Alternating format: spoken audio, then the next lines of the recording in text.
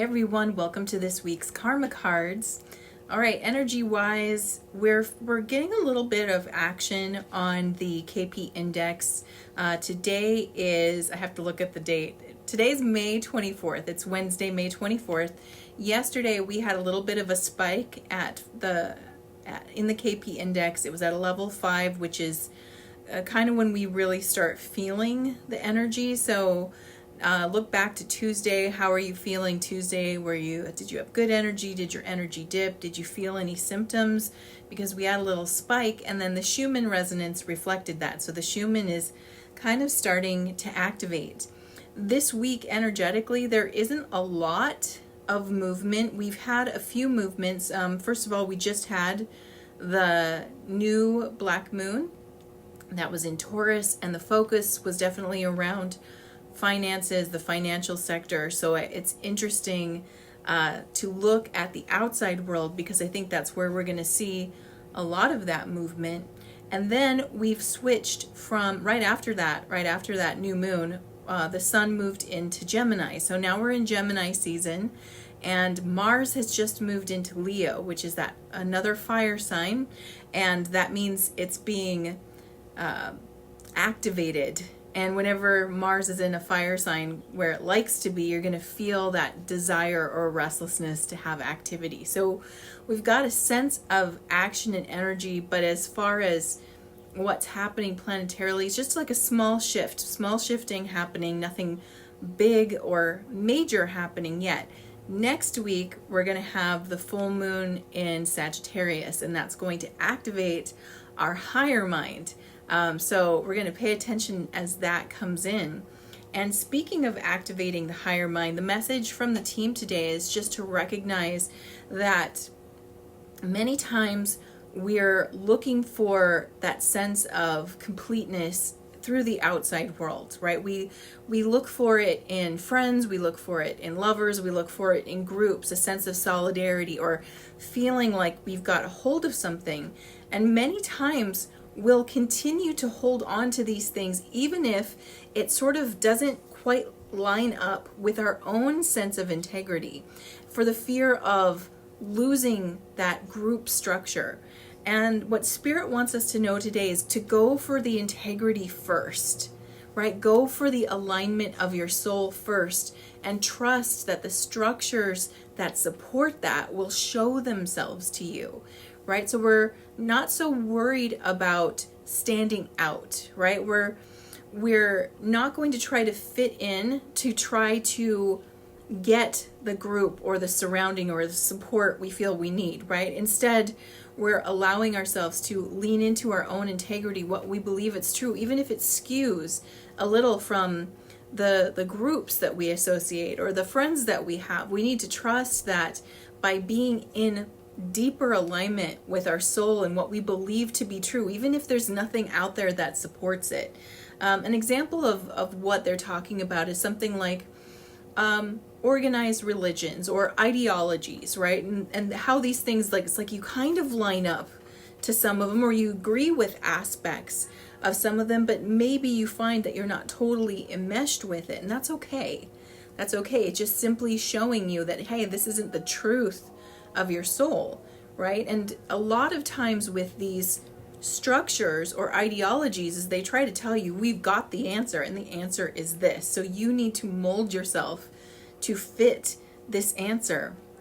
And it doesn't work like that. If your soul is like, nah, I want to get on board, or I want to fully go into that, but I can't, like, this part doesn't work for me, that's a sign that the higher truth that you align to isn't quite there. And it doesn't mean we're not being asked to abandon or leave these things. You might find that as you align to yourself, it just kind of falls away. So it's not so much about trying to mold or fix or shape or correct it so you can fit better into it. It's really trying to recognize that, my own soul is calling from a sacred truth. This sacred truth resonates within me as a frequency.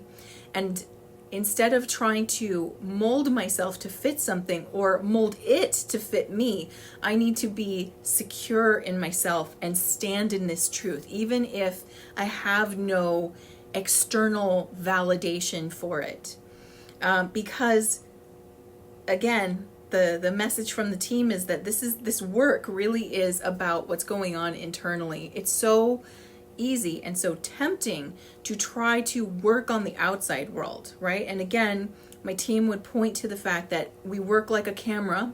We can focus on one thing at a time, but the other things go blurry. So the more we try to fix the outside world, try to fix this ideology or try to fix this structure or this narrative or whatever it is, this belief system, the more we're working on adjusting that, the fuzzier we get.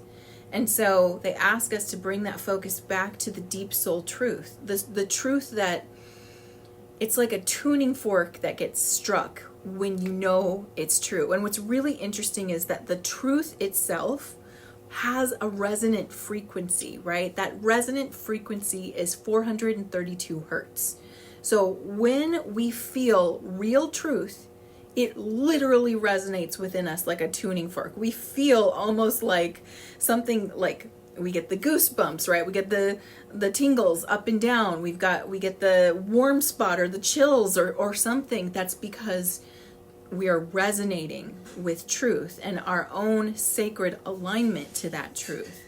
And what's really interesting is that oftentimes what we do is we try to confirm it, right? We look outside and we're like, okay, show me that this exists. Show me that I'm right, even though we've already felt how right we are and right within ourselves.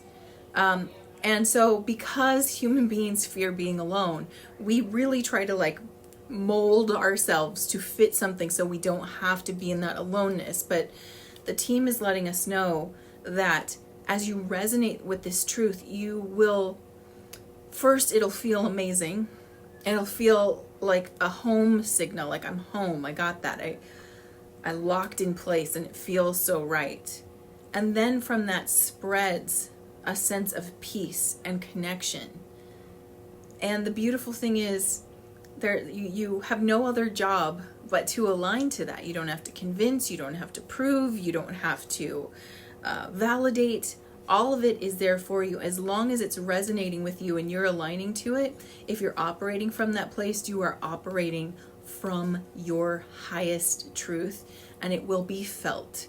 That resonant frequency you felt within yourself, you will then broadcast out, and those who are in alignment with that will feel you and naturally come to you. They might not come to you to be taught it, they just want to be around you. They just want to support that energy. And so we're being asked to trust that more. And again, the groups that we're in, the things that we do to connect with each other, those might not even change. It just might feel better. You might feel a fuller sense of alignment and detach a little from trying to fit into any type of a group think.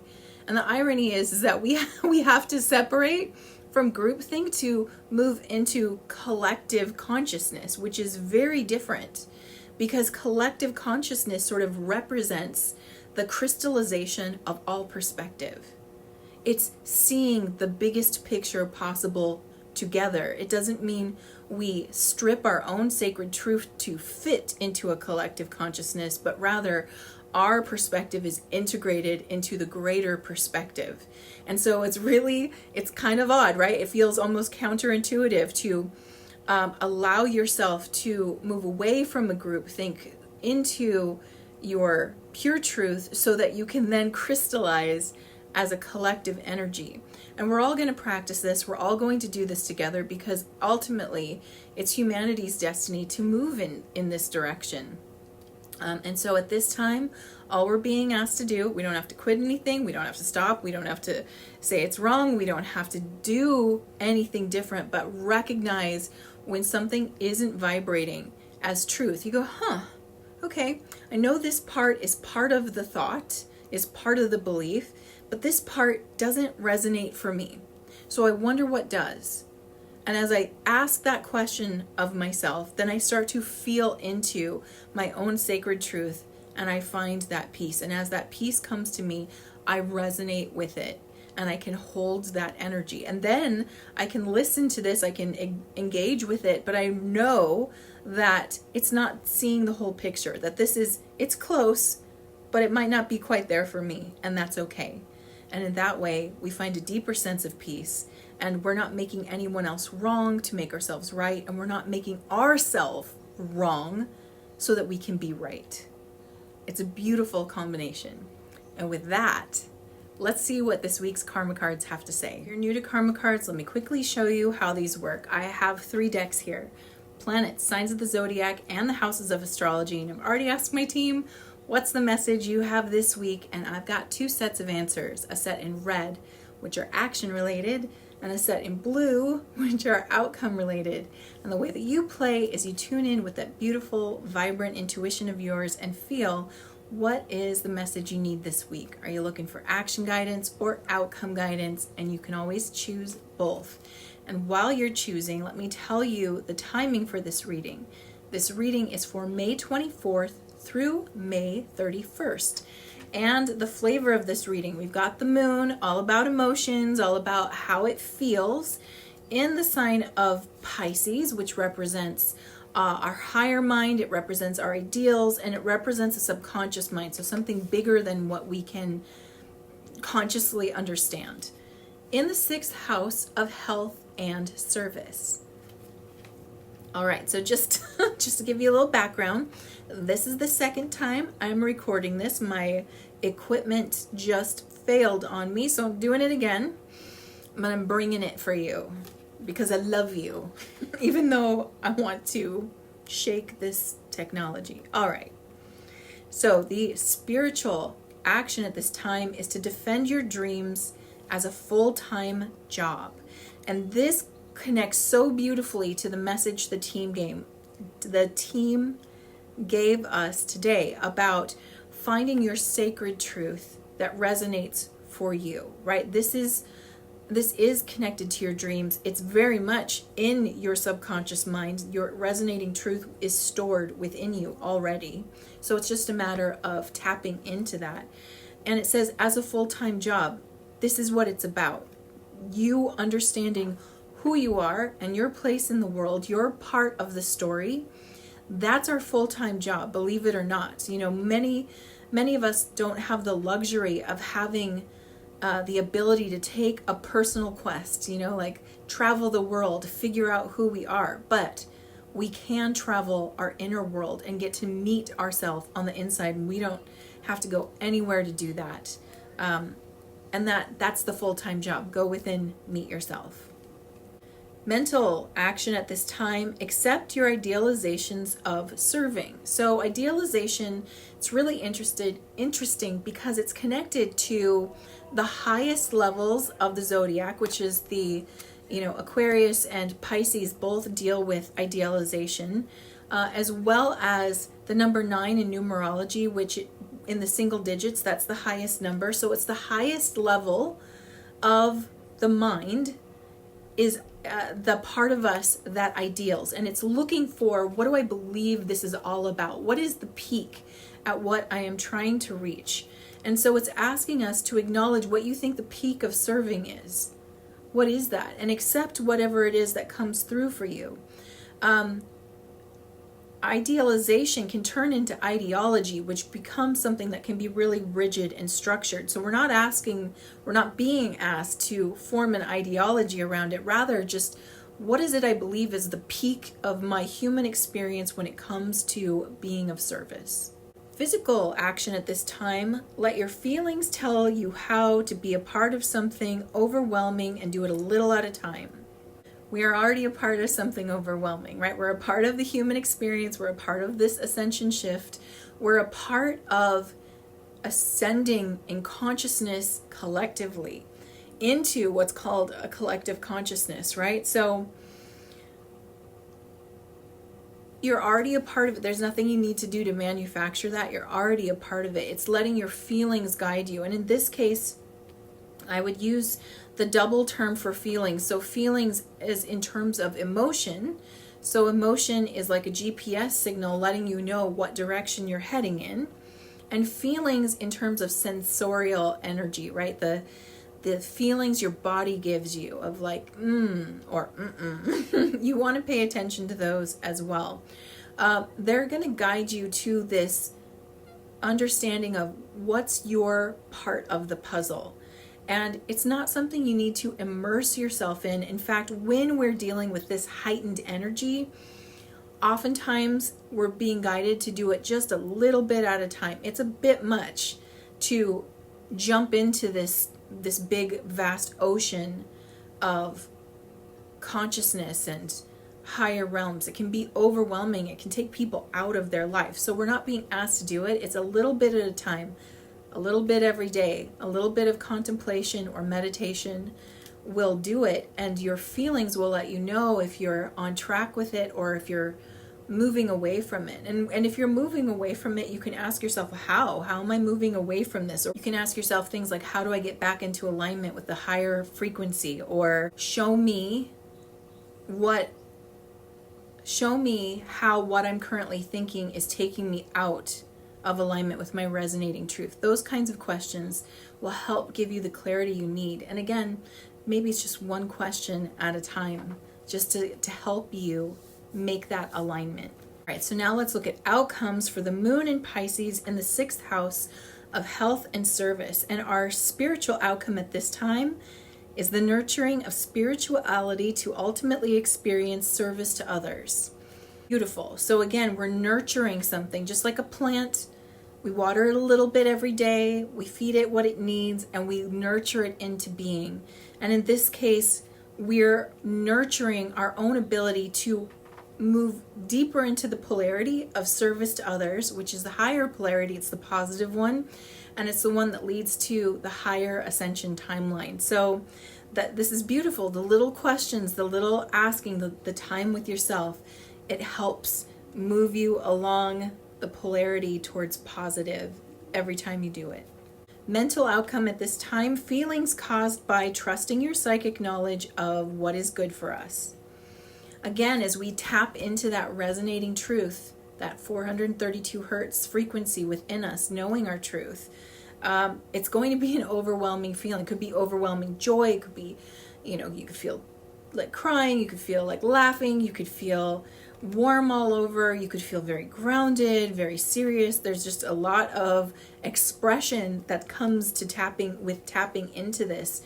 And ultimately, what is good for us is that we each do this. It's good for you individually as well as collectively. It moves the needle more than we can understand when we take the time to truly get in touch with the sacred truth we hold within us. Physical outcome at this time, reactions resulting from the indecision of or about your work. So when I hear that, what I get is that sometimes when we touch base with this truth, it cracks us open. And that cracking open can actually create cognitive dissonance, especially if we've really been a good little human trying to squeeze ourselves into a box so that we can fit into a belief system.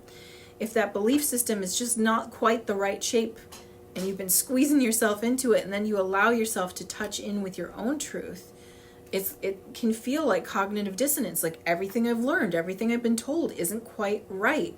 And when we experience cognitive dissonance, there is a natural protection mechanism in the mind to reject the new, to hold on to what's known. And if we know that's going to happen, it can be a little bit easier. Like we're like, oh, cognitive dissonance. Everything I thought I knew is falling apart. And it really depends on how tightly we've been holding on to that belief. If we've been holding it tightly, the chance of rejecting even our own truth is strong. If we're holding it with this or something else, this feels right. Maybe there's something more. If we have that openness in the mind, when we're met with cognitive dissonance, we might be like, whoa, okay, wow, I have to sit and think about this, but we allow ourselves to incorporate the new information. And so we might find that, you might be really excited about, I'm going to make contact with my sacred truth and I'm going to feel it move through my body and I'm going to know all this stuff. It still might shock you. It still might send you reeling, and in doing so can cause you to question or feel indecisive about what you already know, and apparently about the work that you do. Like if you were to find out, and this is just an example, but let's say you were to find you were working for like a food manufacturer, and you felt like, I'm doing something really good here because I'm helping provide food to the world, and that can be a really good feeling. But let's say you find out that their practices aren't what you thought they were, and as you discover that, it creates a cognitive dissonance, because here you were believing you were doing something good, and then you learn that some things that are outside of your control aren't that good, and it can cause you to become sort of despondent towards what's happening, where you once held this belief that this is so good, and here I am, a good person in a situation. It might cause you to question yourself in some way, and what you're doing, why you're doing it, right? So these things happen. The person in that scenario, by the way, did not become bad or better. They are simply a human being in a situation, right? But their perception of themselves might be drastically changed. And although many of you are not in that exact situation, you might have that exact feeling. And so when that does happen, what I find is, if I'm experiencing cognitive dissonance, first, it helps to try and keep an open mind. Like, try not to hold any belief too tightly. Allow yourself to be like, well, this is what I think is going on, but I'm open to seeing more. That always helps soften it. But let's say I have this firm belief about something, and then I'm shown, or I deeply understand, an opposing belief, and it suddenly strikes me that these things don't go together.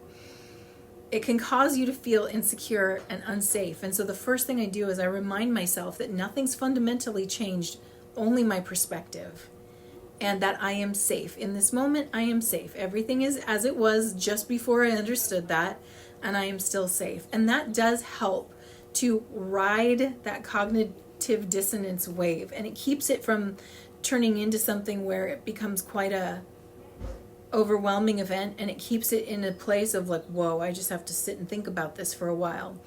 And so that might come up during this process, but it's not something to be afraid of. And simply, the simple truth is that you're getting closer to who you are, not further away. And so it's all ultimately a positive, even if the experience can be a little jarring or uncomfortable. You are still safe, and you are still okay, and you are getting into closer contact with the being you are and the knowledge you have to share with this world. And with that, I'm sending you so much love. I hope you get to see this. I hope it records this time. And I will see you next week. Mwah.